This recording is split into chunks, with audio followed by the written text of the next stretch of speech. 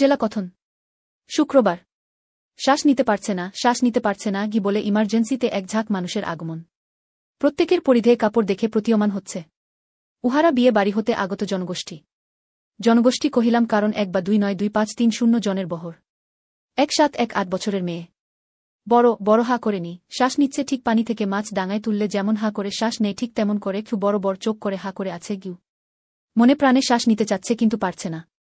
ধরাধরি করে তাকে ইমার্জেন্সির বেডে দেয়া হলো। পুরো বেড ঘিরে মানুষ, মেয়ের মা, নানি, চাচি, বোন, চাচা, স্বামী, আরও নাম না জানা আত্মীয়। মেয়ে বাংলা সিনেমায় সাইড হিরো হিরোইন মারা যাওয়ার সময় যেভাবে শেষ কথা বলে যায় ঠিক সেভাবে কথা বলার চেষ্টা করছে। মেয়ের হাত ধরে আছে বোন, পা ম্যাসাজ করছে মা, মাথার কাছে প্রাণের স্বামী। মেয়ে সেকেন্ডে বাংলা সিনেমার আনোয়ারের মতো গি আমেনার মা আইউ বলে বুকে হাত দিয়ে মিলিসেকেন্ডের জন্য নকল অ্যাপনিয়াতে চলে যাচ্ছে। মিওকার্ডিয়াল ইনফার্কশন এর রোগীর মতো বুকে হাত দিয়ে শ্বাস আটকে ফেলছে বারবার। সেই বুকের ব্যথার চিকিৎসা হিসেবে অতি ভালোবাসায় আক্রান্ত চিন্তিত স্বামী তার চেস্ট ম্যাসেজ করে দিচ্ছে।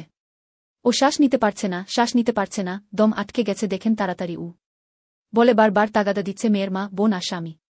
প্রেশার দেখলাম নরমাল, অক্সিমিটার নষ্ট, তাই নিরুপায়। স্যাচুরেশন দেখতে পারছি না, তবে আমি বুঝে নিয়েছি এটা তবুও জানতে চাইলাম কিছুক্ষণের মধ্যে কিছু হয়েছে।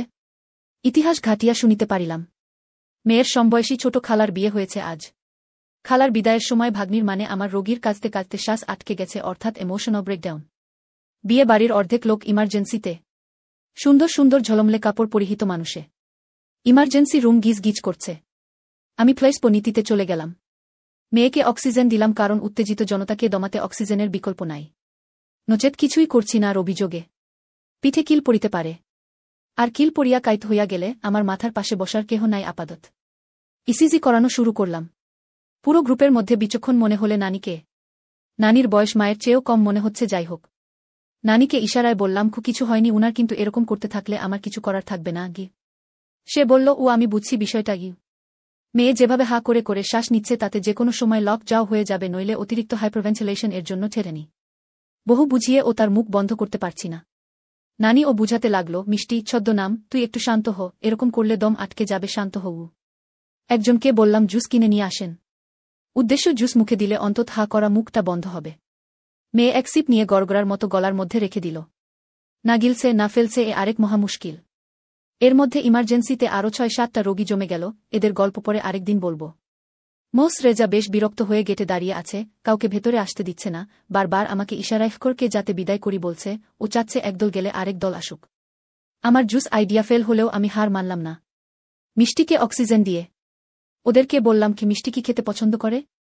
সবাই একযোগে বলে উঠল, দুধ চা। মিষ্টির প্রাণের স্বামীকে বললাম, এখনই ভালো করে দুধ চা নিয়ে আসেন বাইরে থেকে। ও যেভাবে চিনি দুধ দিয়ে খায় সেভাবে ফার্স্ট ক্লাস দুধ চা নিয়ে আসেন গু। কয়েকজন চা আনতে চলে গেল, ততক্ষণে আমি অন্য রোগী দেখা শুরু করলাম। এর মধ্যে এক এসল্টের মেয়ে এসেছে স্বামীর কাছে উদম কেলনি খেয়ে। এই ভ্যাফানজল এর গল্প ও পরে বলবো।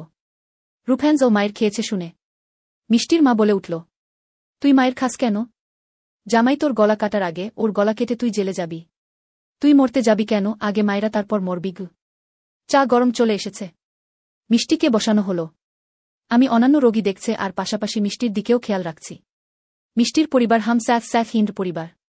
অনেককেই বাবা নামে অভিহিত করছে, যে কারণে বোঝা যাচ্ছে না কে আসল বাবা মা। মিষ্টি চা খেলো অল্প। আমি অন্য রোগী দেখার পাশাপাশি গল্প করছি। সবাই বলল, কি মিষ্টি ভাত না খেয়ে চা খায়, তাই ওর চা খাওয়া নিষেধ, এজন্য ও চুরি করে চা খায়। এতক্ষণে আমার তীর সঠিক নিশানায় গিয়ে পড়েছে। আমি, আজ কোনো নিষেধ নাই। আরও 2 কাপ চা এনে দেন ওকে, বিল আমি দিব আজ। বিয়ে বাড়ির অর্ধেক লোক চলে এসেছে। স্টেজে কনে দেখার মতো করে ইমার্জেন্সি রুমে একের পর এক নানি, দাদি, মামি, মামা এসে মিষ্টিকে দেখে যাচ্ছে। আমি, সব তো এখানেই চলে এসেছেন। আপনাদের হাসপাতালে বিয়ের আয়োজন করা উচিত ছিল, সেই সুবাদে একটা বিয়ে খেতে পারতাম। পোলাও মাংস মিস হয়ে গেল আমার। সবাই হেসে বলে, ঠিক। ঘড়ির কাটায় 1-0টা। মেয়ে উঠে বসেছে, স্বামী বোনের কানে বলল, বাসায় যেতে চাই। আমি বললাম, আচ্ছা, যার আজ বিয়ে হলো সে কেঁদেছে?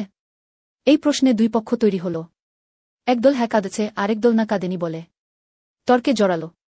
আমি, আচ্ছা, ওর নিজের বিয়েতে ও কেঁদেছে? সবাই, না, ও হাসেছে। আমি, প্রেম কাহিনী নিশ্চয়ই। সবাই হাসে। সামনে উপবিষ্ট সবাইকে বললাম, এখন ওর ট্রিটমেন্ট হলো, এরপর থেকে যে বিয়েতে গেলে ও কাঁদবে সে বিয়েতে ওকে নেওয়া যাবে না। কাঁদলে বিয়ে বা বিদায় যাওয়া নিষেধ আজ থেকে। মেয়ের চাচা, আচ্ছা, যে বিয়েতে গেলে হাসাবে সে বিয়েতে নিয়ে যাব। যাওয়ার আগে মেয়ের বাবা, চাচা, স্বামী বলল, ধন্যবাদ ম্যাডাম। আপনি দেখে এতক্ষণ রেখে চিকিৎসা দিলেন, অন্য কেউ হলে অন্য হাসপাতালে পাঠিয়ে দিত। আপনাকে অনেক ধন্যবাদ। আমি যাওয়ার আগে আপনাদের ছবি তুলে নেই। অ্যালবামে থাকুক, বসেন সবাই। আমি মানুষ জন্মের বদরাগী হইলেও মাঝে মধ্যে আমি ভালা। পর বিয়ে বাড়ির মেহমান বিদায় দিয়ে আরও জটিল কেসে মনোনিবেশ করিলাম।